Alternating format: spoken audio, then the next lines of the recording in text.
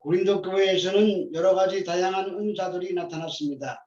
그런데 이러한 은사들로 인하여 교인들 간에 파벌이 생기고 다툼이 일어났으며 자신의 유익을 위하여 세상의 법정까지 끌고 가는 불행한 일까지 일어났습니다.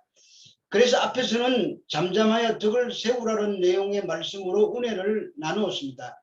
은사란 교회의 유익을 위하여 주어진 것인데 이러한 은사들을 자기를 과시하는 과시용으로 사용하고 있었으니 이런 권면이 나온 것입니다. 그리고 고린도 교회 안에 그렇게 많은 문제들이 발생하게 된 것은 고린도 교인들이 처음 바울이 전한 성경의 말씀을 잊어버리고 헛되이 믿었기 때문이라고 하면서 구원에 대해서 다시 설명하려고 하는 것입니다.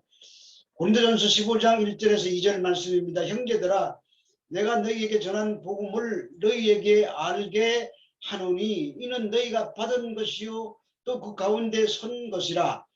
너희가 만일 내가 전한 그 말을 굳게 지키고 헛되이 믿지 아니하였으면 그로 말미암아 구원을 받으리라. 여기 복음이라는 말이 나오는데 이것은 예수 그리스도의 죽었다가 다시 사신 것을 전파하는 좋은 소식 유앙겔리온을 말합니다. 모든 성도는 바로 이 믿음의 도 위에 서야 합니다. 교인들도 이 믿음의 터위에 선 자들입니다. 그들은 예수 그리스도의 부활을 듣고 또 그 사실 위에 신앙을 가졌습니다. 그런데 복음이란 한 번 듣고 섰다고 해서 다음 단계로 나아가는 것이 아니라 복음이 교회의 시작이요 끝이며 완성인 것입니다. 왜 그런가 하면 복음이 구원의 능력이기 때문입니다. 복음에 하나님의 의가 나타나서 믿음에서 믿음으로 이르게 하나니 의인은 믿음으로 말미암아 산다고 했기 때문에 복음이 능력이 되는 것입니다. 그런데 고린도 교회 교인들에게 다시 복음을 설명하고 있습니다. 그것은 이미 복음을 듣고 그 가운데 섰다고 하는 고린도 교회 안에 수많은 문제들이 일어났기 때문입니다. 그 문제들이란 파당이 생긴 문제, 은행의 문제, 우상 재물의 문제, 그리고 지난주까지 왔던 은사의 문제들입니다. 이러한 문제투성이인 고린도 교회를 바르게 세우는 것은 오직 복음뿐인 것입니다. 그래서 다시 복음을 알게 하려는 것입니다. 그래서 너희가 만일 나의 전한 그 말을 굳게 지키고 헛되이 믿지 아니하였으면 이로 말미암아 구원을 얻으리라고 하는 것입니다. 바울이 전한 복음을 굳게 지키고 헛되이 믿지 않아야 구원을 얻는다는 말입니다. 여기 여러 가지 은사와 방언과 통역과 예언들이 구원을 주는 것이 아니라 성경에 기록된 복음을 믿을 때 구원이 주어지기 때문입니다. 로마서 1장 16절에서 17절 말씀입니다. 내가 복음을 부끄러워하지 아니하노니 이 복음은 모든 믿는 자에게 구원을 주시는 하나님의 능력이 됨이라. 먼저는 유대인에게요 그리고 헬라인에게로다. 복음에는 하나님의 의가 나타나서 믿음으로 믿음에 이르니 기록된 바 오직 의인은 믿음으로 말미암아 살리라 한 바 같으니라. 복음을 믿는 자들에게 구원을 주시는 하나님의 능력이라고 하십니다. 그런데 이들은 복음을 듣고 믿어서 이미 구원을 받아서 그것을 챙겨 놓았다는 식입니다. 그 다음에는 더 신기하고 놀라운 것들을 경험해 보겠다는 것입니다. 이것을 우리나라식으로 말하면 믿음으로 구원을 얻고 행함으로 복을 받자는 이야기입니다. 복음을 믿고 구원을 받았으니 이제 구원받은 사람으로 세상에 자랑할 만한 어떤 것들이 필요하다는 말입니다. 사업도 잘 되고 자식들도 잘 되고 병도 고침받고 그래서 세상을 향하여 믿는 것이 이렇게 좋은 것이다 하고 한번 꼴대를 보여주자는 생각입니다. 세상에서 믿는 자는 이렇게 복을 받는다는 것을 시위하고 싶다는 말입니다. 예수 믿는 사람이 믿지 않는 사람과 분명히 다른 것입니다. 그 차이점은 모든 사람들은 눈에 보이는 삶을 목표로 향하여 달려갑니다. 즉 세상을 사랑하는 것입니다. 그러나 믿는 자들은 이래야 합니다. 고린도전서 7장 29절에서 31절 말씀입니다. 형제들아 내가 이 말을 하노니 그때가 단촉하여 진거로 이후부터는 안에 있는 자들은 없는 자같이 하며 우는 자들은 울지 않는 자같이 하며 기쁜 자들은 기쁘지 않은 자같이 하며 매매하는 자들은 없는 자같이 하며 세상 물건을 쓰는 자들은 다 쓰지 못하는 자같이 하라. 이 세상의 외형은 지나감이니라. 예수 믿는 사람은 눈에 보이는 세상이나 세상에 속한 것을 사랑하는 것이 아니라 눈에 보이지 아니하는 예수님을 사랑하는 것입니다. 그 사랑하는 모습은 이 세상을 나그네처럼 사는 것입니다. 외국인처럼 사는 것입니다. 세상의 물건을 다 사지 못할 것처럼 사는 것입니다. 이것이 믿는 자와 믿지 않는 자의 차이점입니다. 안에 있는 자는 안에 없는 자처럼 여기라고 합니다. 이 눈에 보이는 세상이 멸망할 것을 알고 이미 완성된 세계, 그 아들의 피로 만든 새 하늘과 새 땅을 사모하며 살라는 말입니다. 이런 구별과 차이가 분명히 드러나게 되어 있습니다. 이러한 삶을 세상의 빛과 소금이라고 합니다. 이 시대가 노아의 홍수 때와 같음을 알아야 합니다. 소돔과 고모라의 시대와 같은 것임을 알아야 합니다. 아니 그때보다 더 악한 심판의 장소입니다. 왜냐하면 하나님이 살해된 이 땅이기 때문입니다. 고린도전서 15장 3절에서 4절 말씀입니다. 내가 받은 것을 먼저 너희에게 전하노니 이는 성경대로 그리스도께서 우리를 위하여 죽으시고 장사 지낸 바 되셨다가 성경대로 사흘 만에 다시 사사 내가 받은 것을 너희에게 증거하였다고 합니다. 그 증거란 예수 그리스도의 죽으심과 부활입니다. 예수 그리스도의 죽으심과 부활이 복음입니다. 본문에 성경대로라는 말이 2번이나 나옵니다. 예수님이 죽었다가 부활하실 것은 성경에 예언돼 있었다는 말입니다.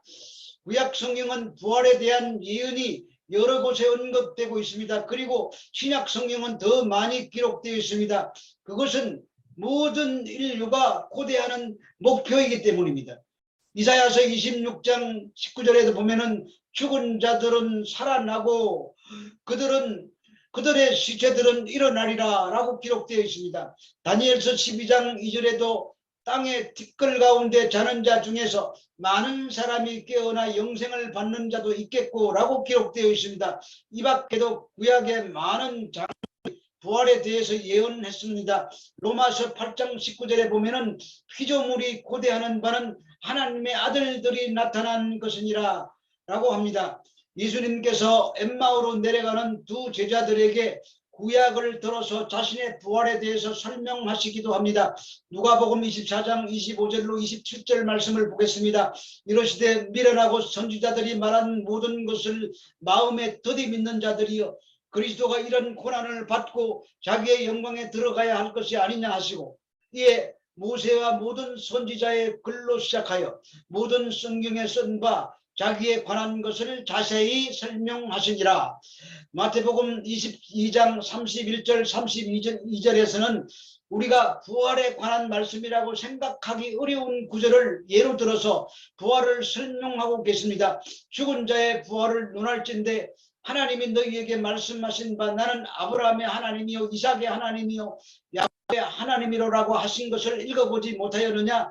하나님은 죽은 자의 하나님이 아니요 살아있는 자의 하나님이십니다. 시니라 하시니 이에 이렇게 구원사라고 할 수 있는 구약은 주로 부활을 내다보고 예언하였습니다. 그것은 부활이 전 인류와 만물들이 고대하는 바이기 때문입니다. 그러나 부활을 믿지 않는 자들이 이 세상에 많습니다. 그것은 인간의 죄성 때문입니다. 하지만 그러한 가운데서도 택함을 받은 사람들은 성령으로 말미암아 부활이 믿어지게 되고 그래서 구원에 이르게 되는 것입니다. 고린도전서 15장 5절에서 8절 말씀입니다. 게바에게 보이시고 후에 12제자에게와 그 후에 500여 형제에게 일시에 보이셨나니 그 중에 지금까지 대다수는 살아있고 어떤 사람들은 잠들었으며 그 후에 야고보에게 보이셨으며 그 후에 모든 사도에게와 맨 나중에 만삭되지 못하여 난 자 같은 내게도 보이셨느니라.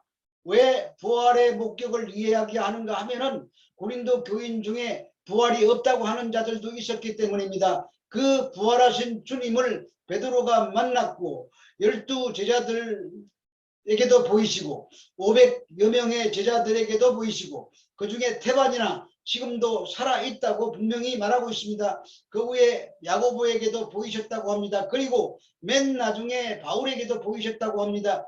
요즘에도 부활하신 예수님을 만났다고 하는 사람들이 한두 사람이 아닙니다. 그러나 바울 사도가 여기에 맨 나중이라고 말합니다. 그러면 그 뒤에는 부활을 목격한 사람이 없어야 한다는 말입니다. 그런데 그런 사람들이 있습니다. 그래서 그런 사람들 따라가는 사람도 있습니다. 어디에 예수님이 있다고 하여도 믿지 말고 따라가지 말아야 합니다. 고린도전서 15장 9절 말씀입니다. 나는 사도 중에 가장 작은 자라. 나는 하나님의 교회를 박해하였으므로 사도라 칭함받기를 감당하지 못할 자니라. 바울은 자신을 가르쳐 만삭되지 못하여 태어난 자라고 말합니다. 칠삭둥이 팔삭둥이라는 말입니다. 글자 그대로 보자면 조산된 자요 유산된 자입니다. 보통 사람보다 더 못난 자라고 말합니다. 자신은 사도 중에서 지극히 작은 자라고 합니다. 하나님의 교회를 핍박하여 사도라 칭함을 받을 만한 자격이 없는 사람이라고 말합니다. 그러나 부활하신 예수님이 자기를 도구로 삼아 주셨다는 것입니다. 그것은 오직 은혜라는 말입니다. 이것이 복음을 받은 자의 특징입니다. 예수님이 죽으심은 우리의 범죄함을 위하여 내어주심이 되었습니다. 그의 살아나심은 우리의 의롭다 하심을 위하여 살아나셨습니다. 우리의 죄를 속하실 뿐만 아니라 의롭다고까지 하신 것입니다. 이것으로 아브라함이 믿음으로 의롭다함을 받은 것입니다. 아브라함이 믿은 것은 하나님께서 없는 것 가운데 있게 하시고 죽은 자 가운데서 살리심을 믿은 것입니다. 우리가 구원받는 것이란 우리에게 전혀 없는 의를 예수 그리스도의 피로 새롭게 창조하여 주신 것입니다. 이것을 은혜로 받은 것이 복음입니다. 그런데 이 예수 그리스도의 십자가 앞에서 편을 가르고 서로 시기하고 경쟁하고 있다면 그것은 복음을 들은 자의 참된 모습이 아닌 것입니다. 은사를 주신 것도 성도의 유익을 위하여 주신 것인데 자기 자랑하고 자기 자존심 세우는 방향으로 가는 것은 이미 복음을 잃어버린 것입니다. 그래서 바울이 복음을 다시 알게 하려는 것입니다. 그래서 예수 그리스도의 죽으심과 부활을 증거하고 있는 것입니다. 고린도전서 15장 10절에 그러나 내가 나 된 것은 하나님의 은혜로 된 것이니 내게 주신 그의 은혜가 헛되지 아니하여 내가 모든 사도보다 더 많이 수고하였으나 내가 한 것이 아니요 오직 나와 함께 하신 하나님의 은혜로라. 그러나 나의 나 된 것은 하나님의 은혜로 되었다고 합니다. 하나님의 은혜가 헛되지 아니하여 자신이 복음을 받게 되었다는 것입니다. 그리고 그 복음이 좋아서 어떤 사도보다 더 많이 수고하였지만 그러나 자신이 아니라고 합니다. 자기 부인이 나오는 것입니다. 이것은 겸손해서 일부러 하는 말이 아니라 사실입니다. 오직 나와 함께 하신 하나님의 은혜라고 말합니다. 그러므로 복음을 제대로 받고 그 복음의 선 자들은 은혜를 아는 사람입니다. 죽도록 충성하고서도 내가 아니요 하나님의 은혜가 헛되지 아니하여 그렇게 되었다고 고백하는 것입니다. 고린도전서 15장 11절 말씀입니다. 그러므로 나나 그들이 같이 전파함에 너희도 이같이 믿었느니라. 그러므로 나나 그들이나 여기서 나는 바울 사도를 말하고 그들이란 다른 사도를 말합니다. 모든 사도들이 다 은혜로 믿게 된 것입니다. 그 은혜가 성경대로 예수 그리스도께서 죽으시고 성경대로 3일 만에 다시 살아나신 것을 깨달은 것입니다. 이 간단하고 기초적인 내용을 고린도 교회가 잊어버리고 있었습니다. 그래서 다시 복음을 상기시켜야 했습니다. 그 복음은 그 십자가에 나타난 죄에 대한 징벌과 용서와 부활하심으로 믿는 자를 의롭게 하시는 복음의 비밀이 다 들어있는 것입니다. 그 복음을 받은 자의 반응은 지옥 가야 마땅할 죄인이 예수님의 피로 용서를 받았다는 사실을 깨닫는 것입니다.